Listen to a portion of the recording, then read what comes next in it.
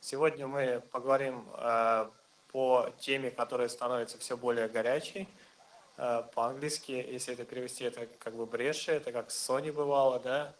Ну, по-русски мы это назвали компрометация крупных инфраструктур. Собственно, So we are discussing a topic that's not on the wall. Everyone believes they're protected. They buy very many tools for security and nothing will ever happen to them. Sometimes ideal cases when people say nothing may happen to this system because it's certified by the regulators. But in real life, we see that подходы работают не всегда. such approaches are erroneous. Для того, чтобы начать, мы бы хотели For a узнать start, we'd like to find out, мнение зала по to нескольким learn вопросам, your которые opinion были анонсированы on several сайте topics that had been announced для данного on a круглого website as the introductory questionnaire for this round table. Первый So, вопрос the для first зала. question. Да? То есть провокационных вопросов не будет, но вот на эти вопросы просьба We shall ответить. have no provocative Как questions, but владельцы please reply. инфраструктур How will обнаруживают, что они взломаны? the owners discover Ну, their и infrastructure has been переводы, hacked? да, или ожидания, да, кто я взломан, используя шестое чувство. So you see, sixth sense, Иногда C информирует or D. вендор, предлагая новые продукты. Вообще в зале много людей, которые занимаются именно детектом. So are there many people who detect and protect Смотреть. in the organization? Raise your hands. И So do we have 10, насколько the понятно, есть, defense да? Вот army here? вопрос Yeah, для людей, like поднявших 10%. руки. So people, for как вы those who raised your детектите hands, how do взлом? you detect из- your выберите из этих intrusions? опций Could you A, please B, select C A, или B, D. C, or D? Из новостей. Ну, это, значит, ближе к этому. D, I guess. Есть еще варианты, или все узнают из новостей? So from the news or Чьи? any Yeah. other option? Вот это интеграция. That's integration. Ну, понятно. То есть каждый узнает. А шестым чувством никто And what не about the чувствовал? Там, sixth может быть, sense? рука, Have you ever ладонь felt как-то там maybe your потела. palm gets sweaty or the hair stands on your Ну, neck? так, следующий вопрос. Что же происходит, когда они So, the next заявляют, question, да, what что же happens происходит?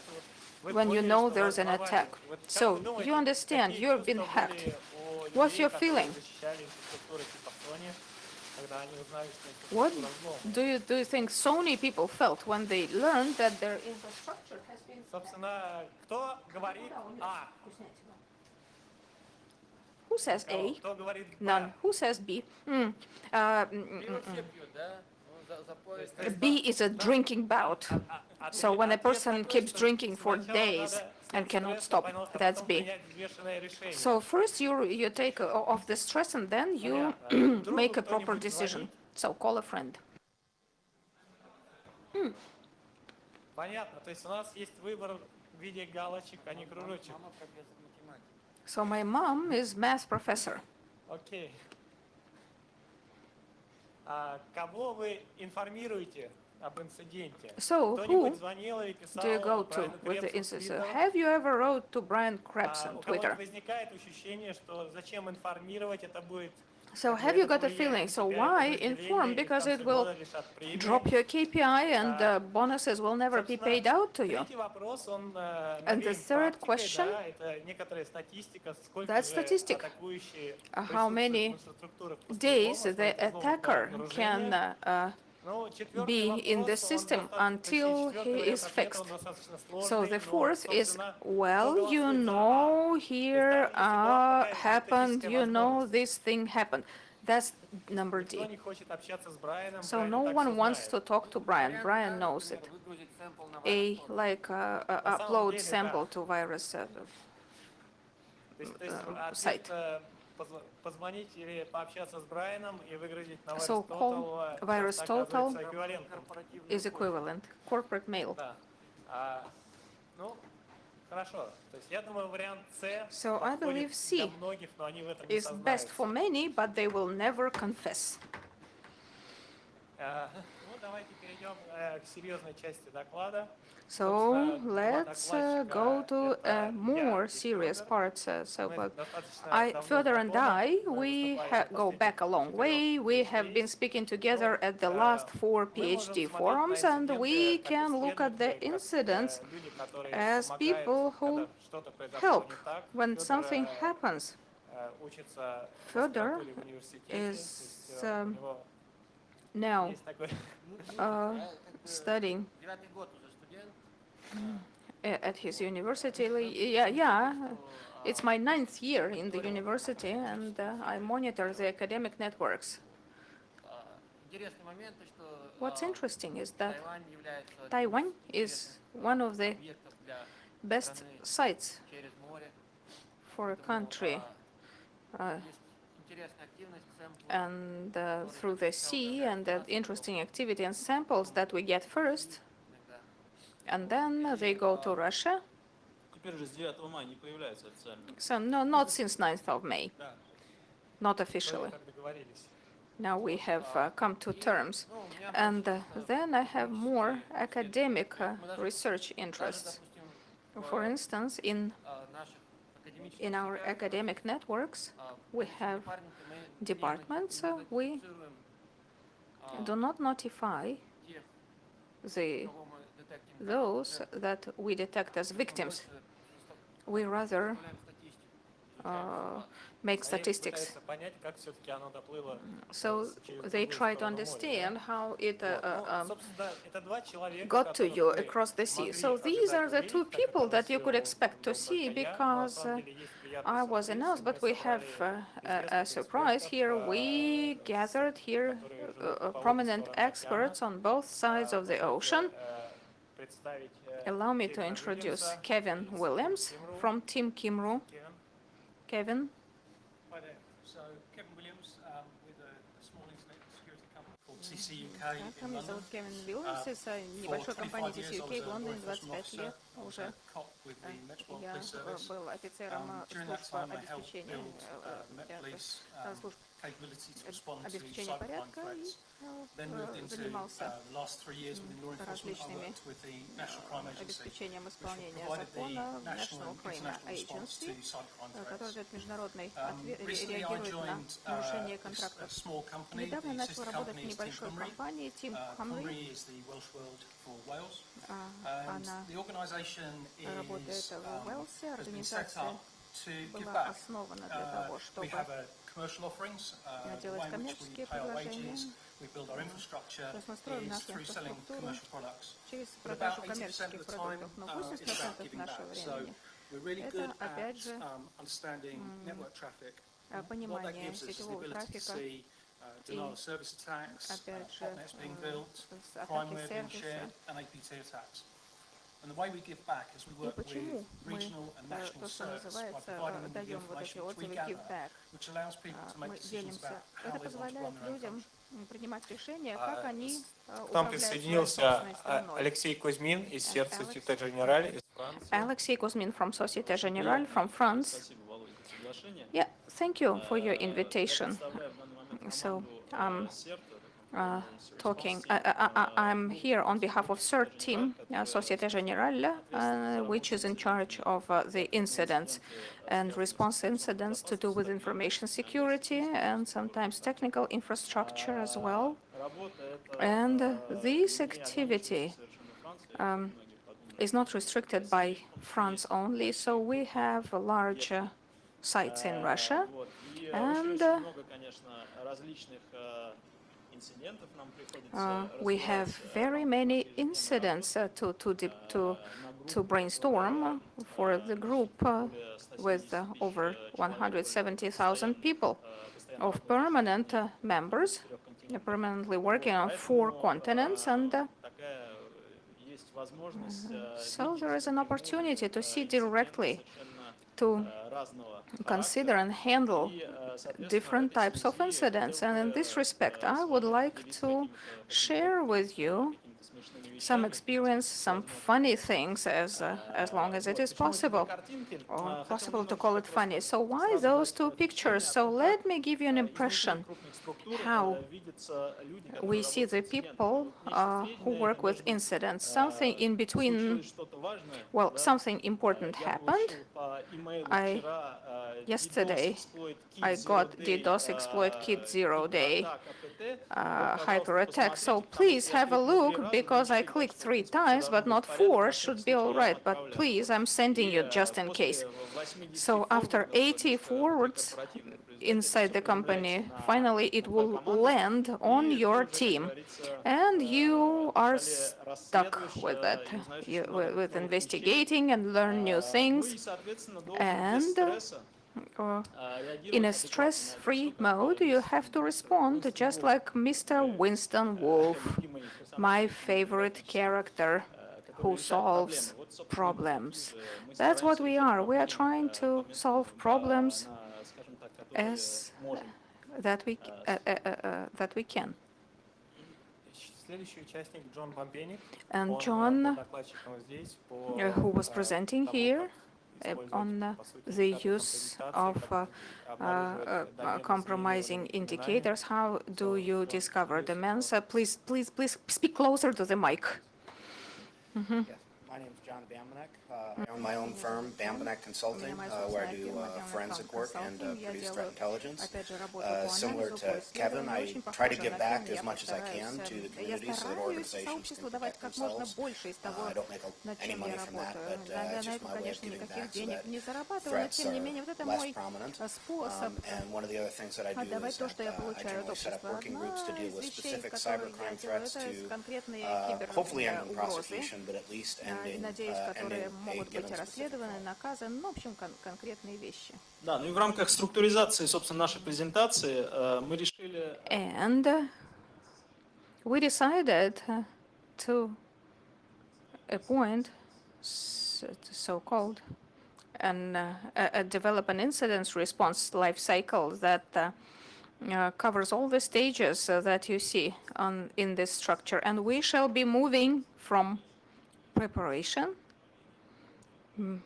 to lessons learned, and then especially focusing on the reverse step to preparation. So complete full cycle to respond to new threats and new risks for large infrastructures. So incidents, responding to incidents is like your renovation of your apartment. You can suspend, but you can never stop completely. So that's our detailed, kind of a more granular digging down, drilling down. So that's a horrible structure. That's how you have to work, because the devil is in the detail as usual. Each stage is multifaceted, from preparation to detection to response to incidents. So you can use a large number of various tools. You can see your internal indicators. So, for instance, John has public feed that you can get free of charge, download, and try to find something in your network. There are so many options. And just like the way you work at each step in this cycle.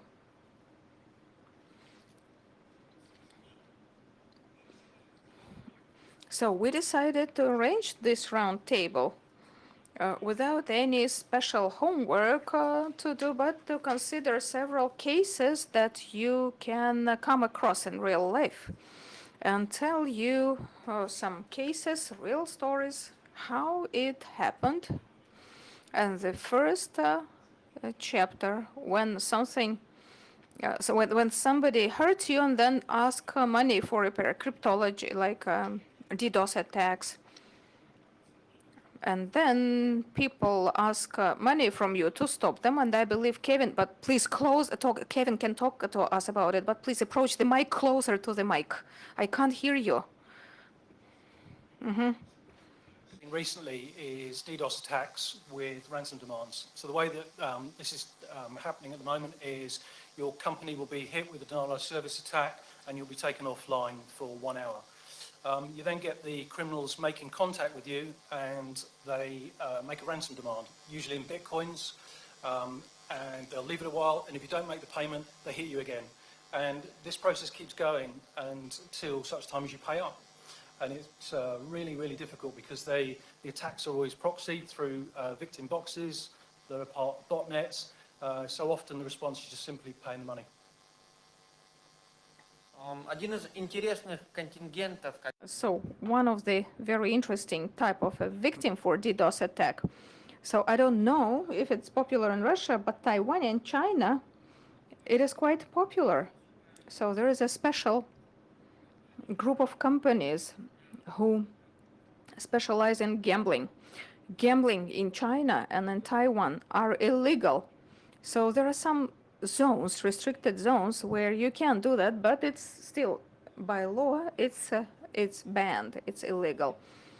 But the political situation and the lack of cooperation between the police forces of continental China and Taiwan, there are some companies, many companies who arrange gambling services for you, and they're hosted in Taiwan and service clients in China, and vice versa, the other way around. So DDoS, in this case, says the business is illegal if someone DDoSes you. So you cannot go to police. You cannot turn, turn to the enforcement agencies. So a very interesting approach and response to DDoS attacks have appeared. For instance, your in-house processing, like you rent a center, DDoS a competitor, or rent a hacker who will go and crash the DDoS system. So this response to threats is interesting. We can discuss it in the proactive defense chapter, so proactive reaction. But in gambling context, I don't know. What about Russia? Do you have that in Russia? Well, yes. No names? Red eye? But the next question is hacktivists. And the question, is they claim what they do and what they get as a result. Because very often lately we have seen dumps of passwords of large mail services, Western or Russian, but analyzing those passwords, like Sony Pictures, is if you compare to other dumps, so you realize that 50, 60, 70% or sometimes more of passwords had been published before on other sources. So we get a feeling that people either try to use some other people's glory or show more that they have done. At the moment, across the globe, is the theft of health data. I don't think anybody's really come up with a reason why this is happening, but certainly over in the States, there's a large number of health organizations having their data stolen. One of the conclusions could be that the reason this is happening is that they're joining together the data that's within those records with some of the financial data. And the reason we think that they might be doing that is a lot of personal information about you that's held in the health records might form part of your security questions. So it could be that your family's names are there, your previous addresses. So there's a bit of a debate going on at the moment as to just why this is happening. IRS tax refunds, I think that's probably one of the monetization schemes of the data. Well, yeah, just like you said, that there's every April 15th, and at least in the United States, that's when consumers have to file their tax returns. And usually starting in January, we start seeing a lot of IRS, which is our tax agency related campaigns to steal tax refunds. And, our federal government just hasn't really figured out how to prevent somebody filing a false tax refund, getting your money, and then you file your tax return, and they say, hey, you already got a refund, sorry. What was really interesting was listening to the first talk yesterday, the government guys, saying that your health records are held in foreign countries. I found that really strange. I'd want that in my country with my people protecting it. I found it a little bit difficult to understand why you would want to keep your health records in other countries. I think under U.S. law, we're pretty heavily regulated to prevent U.S. health records from being overseas. At least every organization I work with that had health records are like, does not cross national boundaries. So, и еще одно замечание по поводу тех. And one more comment about the password dumps. If we see that they belong to the prominent, well, big mailing system, we see that passwords may not match the security requirements of such systems. So out of 1 million passwords that they upload, so 80% may refer to absolutely third forms where the mailbox was used for registration. Have you ever found your passwords in such dumps? Yep. Yes, I did. I have. So my personal habit, turn on his mic, please. Thank you. Thank you. At least I know you hear me. So I use a different group for password. For the password that I saw in a dump, I saw that a forum was hacked where I registered that just in case, just for fun. And the third question is responding to the global incidents in the context of cybercrime. So botnets, banking accounts, details, when there are so many victims and they are distributed across countries and the infrastructure of the attackers is distributed as well and keeps changing. So I would like to ask you about experience, Western teams in responding to such threats. Things that was always a challenge was working with countries that you don't currently have arrangements with. So as it stands today, the UK doesn't have any formal relationships in legislation with Russia. I found that really, really difficult to take forward investigations. So all the criminals would do, whether they started in China, whether they started in Taiwan, or anywhere in the world, they would always jump through a country that we had difficulty with, so Russia being one of them. They would also misuse the infrastructure in places like China, or they would look for bulletproof hosters where they were organisations that were either protected or wouldn't work with law enforcement. So it's common in everything that I've ever dealt with for it to jump across countries. Может быть, есть какие-то. So are there any success stories when you actually succeeded in such incidents, arrested someone? Yeah, so I think the way forward, so I've told you what the problem is definitely working cert to cert. So one of the things that I found in the community is, I'll come here, I'll talk to like-minded people, we'll pick up cards and we'll share them.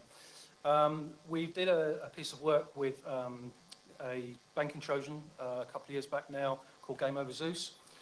We worked the case up with all the countries who were talking to each other at that time.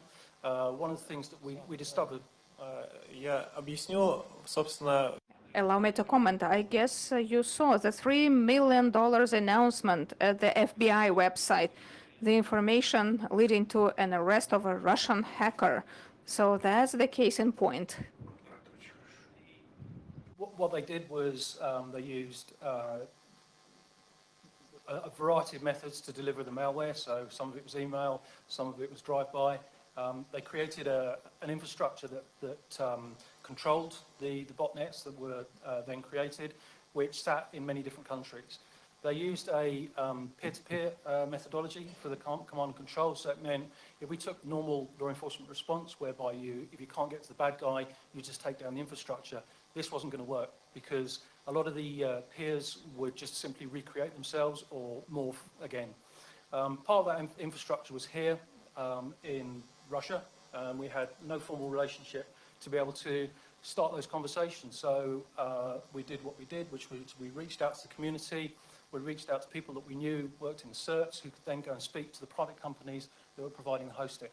And that was a really positive thing, because it meant that we were able to almost eradicate the infrastructure and also identify the criminals.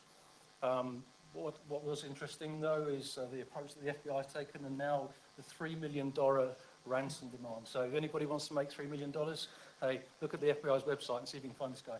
Я смотрю, несколько людей в зале улыбаются. Some people are smiling, so they have a good chance to get rich if they're smiling. So maybe the contacts in Napa, someone can forward them. And so we have question number 4. Very interesting question. It's detection and incident response in short lifespan events. And so this is the infrastructure that is set up for a short period of time, and after that, it just is dismantled. No one, it's not important what was before. What's important was that the event should have taken place. For example, Olympic Games and exhibitions, fairs, whatever. So then quickly removed. Kevin, would you like to comment on how it was in London? Yes, maybe to follow up on that.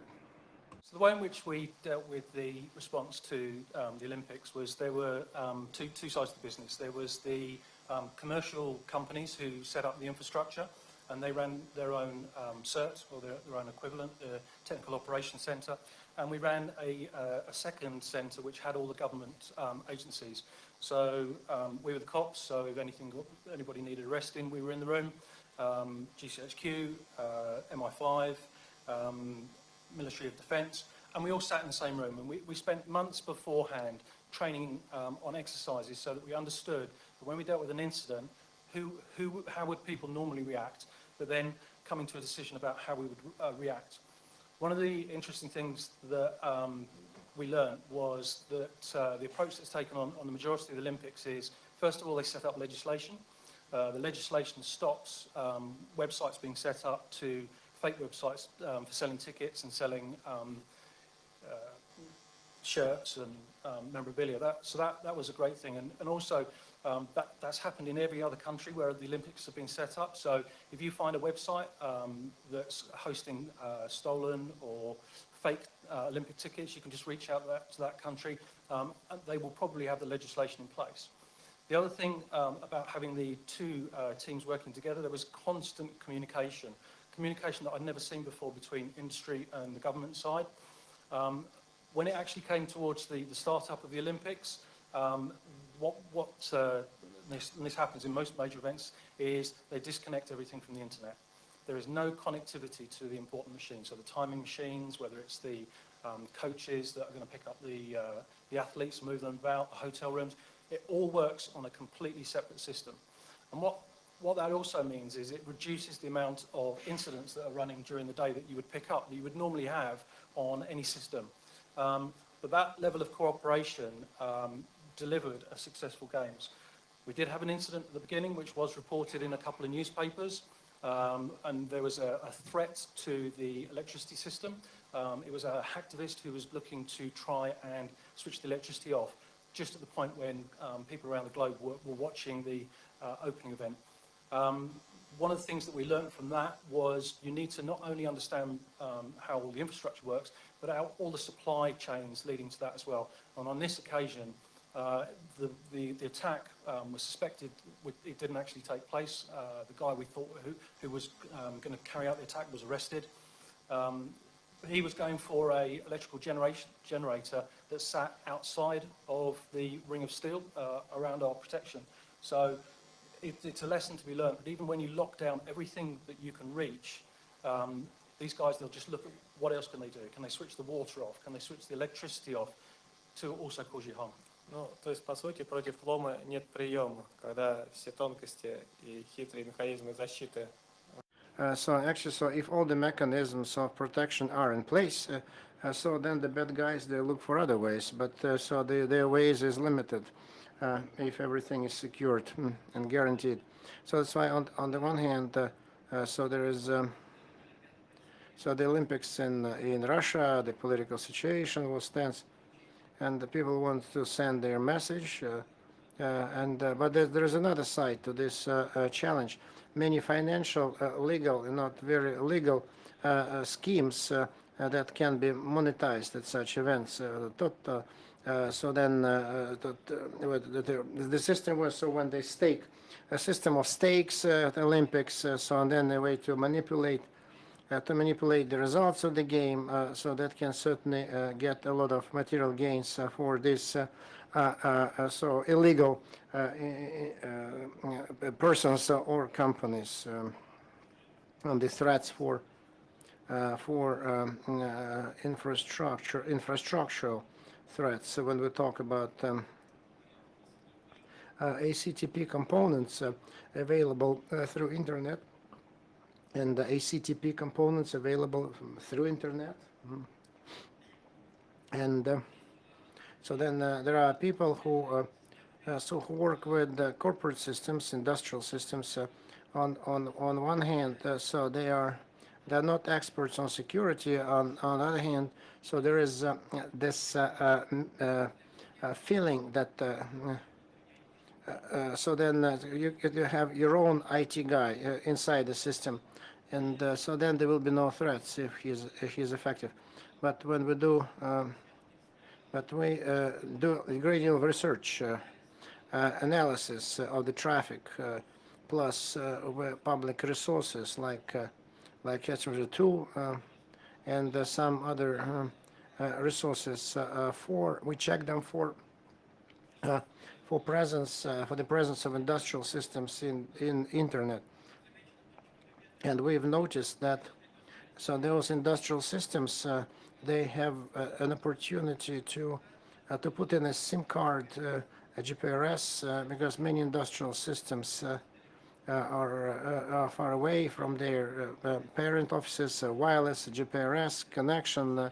So the best solution to provide communication between the gadget and the head office, and the telco, and there are telcos that provide an IP address to GPRS, and this is it. And if you all of a sudden can if you can scan and get to type A, then you have remote access to manage for example, to work a pump, for example, or water pump. So if this device crashes, then it will be the lowering of the physical protection, and people will be unhappy without water. Then specifics of incidents in financial institutions. Alexei has a great deal of experience in financial institutions, as you may guess. So there are lots of incidents occur from different areas of IT. Security, they occur all the time. So for example, let me give an example of something that would be very telling. And so we spoke about root nets. Let me talk about root nets that target the users and the banking systems of remote electronic banking services. What's our position here within the framework of the financial group? If if there is bootnet, then the trick is just to catch and neutralize this bootnet. That's what ordinary people think. To catch bootnet and to arrest him, we have a different position because we have different opportunities. We cannot possibly launch a tactical, nuclear charge, and to kill the entire house, blow up the entire region. So because now we neutralize the implications of those utilities used by cyber criminals, implications, consequences. That's the idea. A top BARM approach. So as you neutralize the threat, we say BAR-month approach. BAR-month approach. What we do, we're trying just to trace bots and to see what's happening in companies, botnets that target our users. And for this, by default, we have the best spam trap that the bank the banking office can have. So then you have the database of our clients. So we try to launch the sufficient number of programs, of IT programs for our clients, so that they should know where to turn if they find something untoward, if they feel that they are infected. And if the client agrees to examine, to have his computer examined by our specialists. So we send our specialists, detail our specialists who do the forensic image of the computer in our lab, and then we virtualize this if it's possible, if malware allows to virtualize this image, and thus they accumulate the database of working, functioning, running bots of different companies and different types, so then botnet builders, and we have a chance to see what new targets appear in malware files appear, so in decoding and decoding of these files. And thus we provide this information to the people who are involved in the banking infrastructure, and then they follow up on it, and so they start tracking down, tracing those. What I'm telling you, to give an idea that banks they do not hope on any outside providers of information.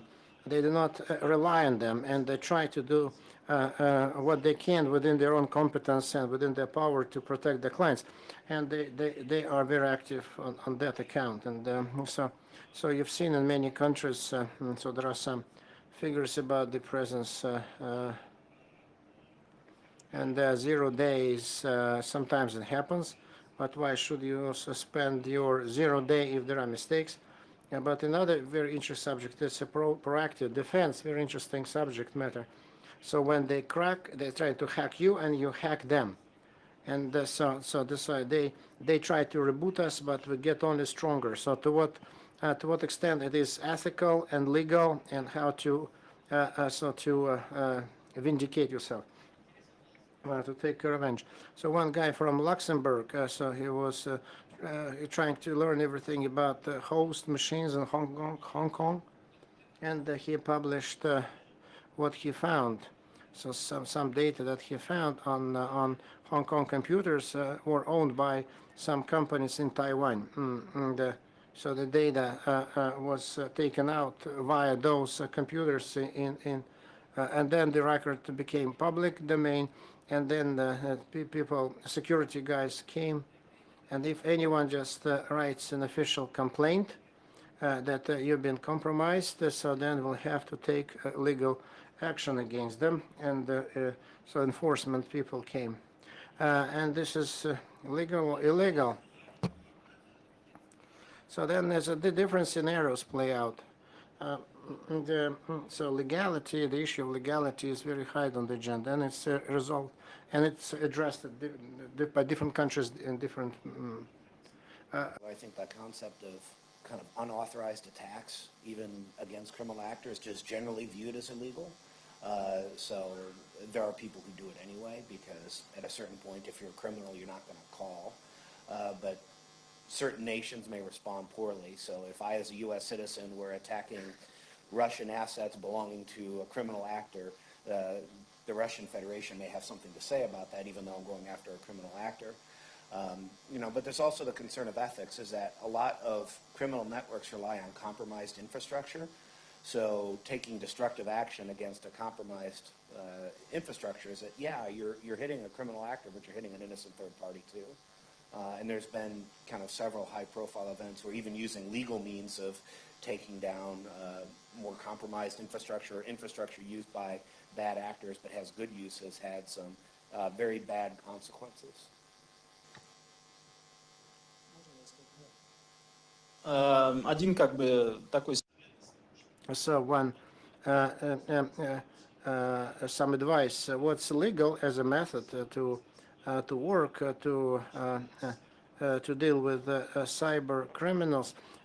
So some advice.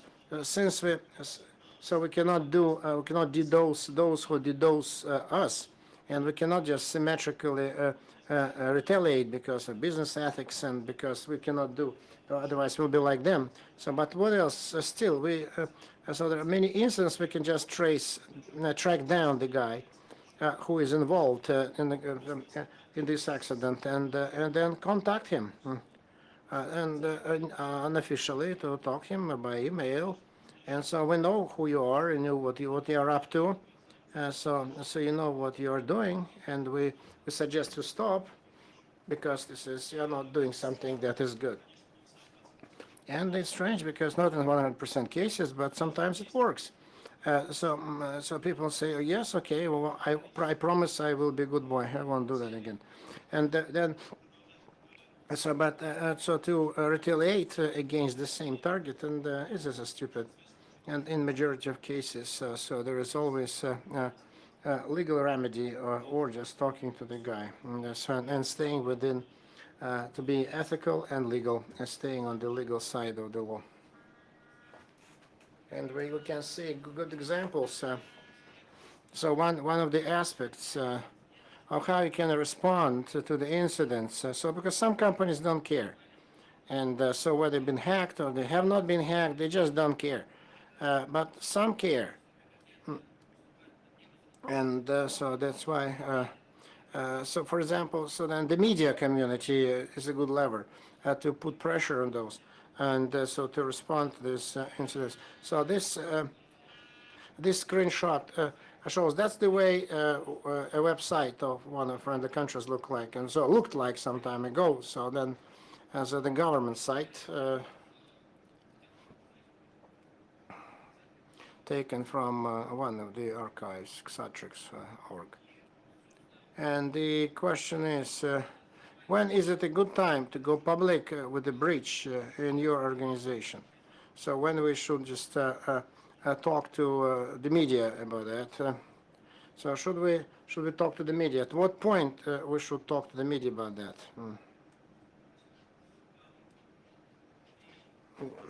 Erik? This is from working in law enforcement and dealing with a number of investigations with companies, but also from the Olympics, is be on the front foot.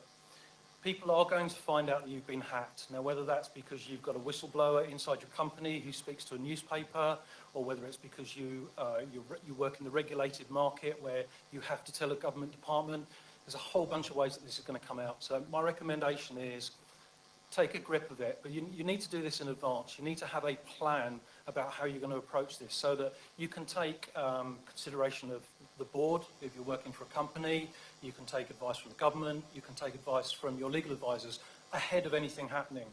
This means then that when you stand up, there is only a single message. You have a single message of truth, and the way in which you present it is then at your choice. You're not being hounded by the media to give a response. It also works really well if you've got a talking head. I've seen companies where they've got one individual who's senior within the organisation who wants to be that talking head. The problem is, if that person doesn't understand the technology, it defeats the problem because they look an idiot. Because they get asked highly technical questions and can't answer it, then you lose what you were trying to do, which was protect your reputation.